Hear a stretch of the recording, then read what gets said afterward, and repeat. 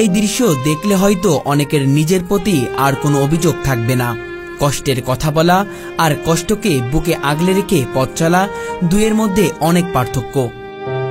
আর সেই পার্থক্যটা আমাদের চোখে আঙুল দিয়ে দেখিয়ে দিয়েছেন এক শতবর্ষী নারী ফজিলাতুন্নেসা। 110 বছরের পথ পেরিয়ে এসেছেন তিনি।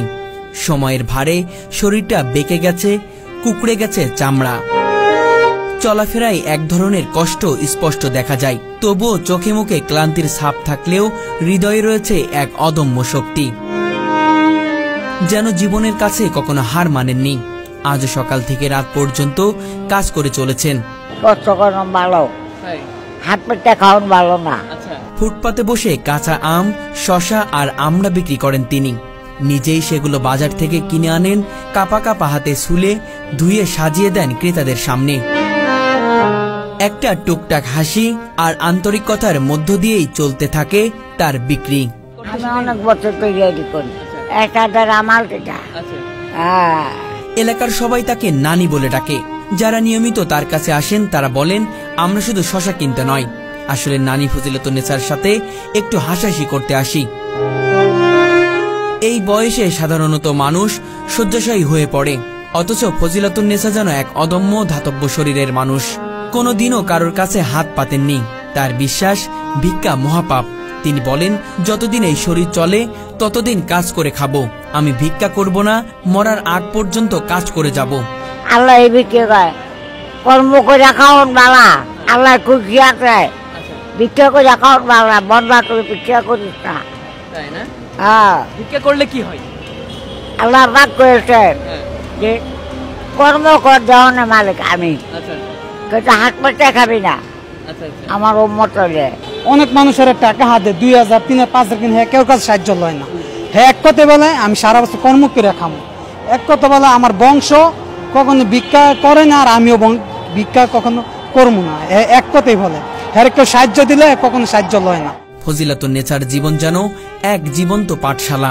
মানুষ কিভাবে আত্মসম্মান নিয়ে বেঁচে থাকে তা তিনি নিজেই শিখিয়েছেন। তার দিন শেষের সামান্য আয়ে চলে ঘর ভাড়া, খাবার ও অন্যান্য প্রয়োজন।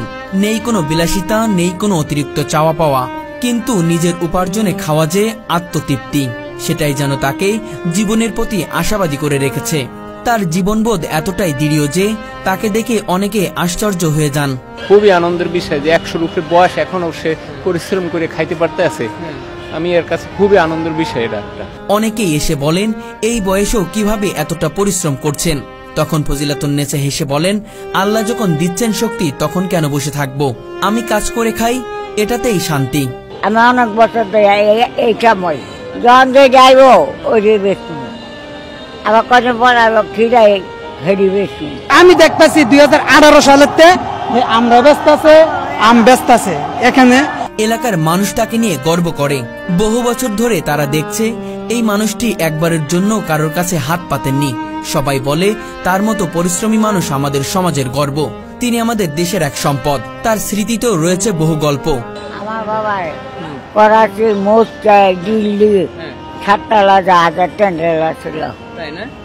যখন আমার নানায় আবার গাছাতে পড়ে 3 মাস আমার নানায় বিছনা আসছিল, আমার বাবা দেখতে আইয়ে নেই, চাকরিটা বেশি আসলো আইয়ে নেই।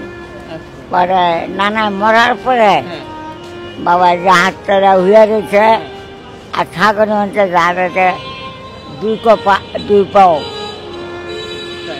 হ্যাঁ, কষ্টের সঙ্গে যুদ্ধজয়ী এই নারী আজও স্মরণ করে হারানো দিনের কথা।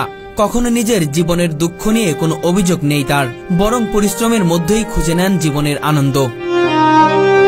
ফজিলাতুন্নেসার মতো মানুষের গল্প বলা মানে শুধু এক প্রতিবেদন লেখা নয়, বরং সমাজের চোখ খুলে দেওয়া।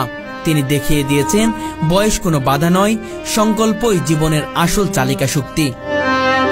1 শতকের বেশি সময় ধরে জীবন সংগ্রামে জিতে যাওয়া এই নারী আমাদের মনে করিয়ে দেন, জীবনের কঠিনতম সময়েও মাথা উঁচু করে বাঁচা যায়। সমাজের সবাই যদি তার মতো আত্মসম্মান নিয়ে বাঁচতে শিখে, তবে এই সমাজ অনেক ভালো হয়ে উঠবে।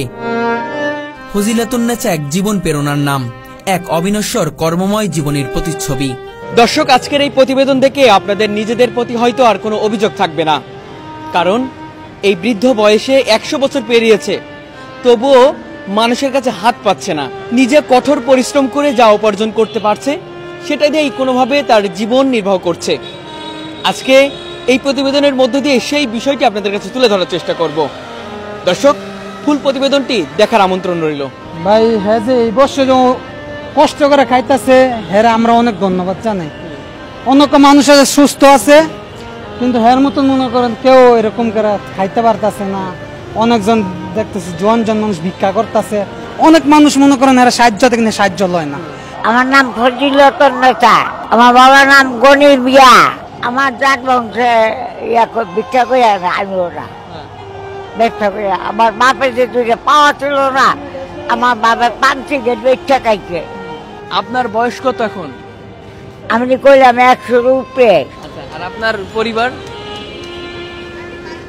আমার কেউ নাই, ভাই নাই, বোন নাই, কেউ নাই। পরিবারের এখন কেউ বেঁচে নেই? না। পরিবারের সবাই কিভাবে মারা গেল? ওরা কোথায় এখন পরিবারের সবাই? এখন ওরা সব মাটির তলে। কেন? পরিবারের মধ্যে শুধু আপনি একাই বেঁচে আছেন নানি? মামা আছিল, নানি আছিল, মামুরা আছিল, খালারা আছিল, সবাই মাটির তলে। শুধু আপনি একা বেঁচে আছেন? হ্যাঁ। আচ্ছা, সবাই মাটির তলে, অনেক কেউ নাই। আমরা আম খিরা কোথা থেকে কিনে আনেন? নিজে কিনে আনেন নাকি অন্য কেউ কিনে এনে দেয়? আমি আমার দামে আনি। ডিব্বর বাজার কত করে বিক্রি করেন আমরা? আছে আল্লাহ যা দেয়। পিস কত করে বিক্রি করেন? 5 টাকা। 5 টাকা করে বিক্রি করেন? হ্যাঁ। আজকে বিক্রি হয়েছে?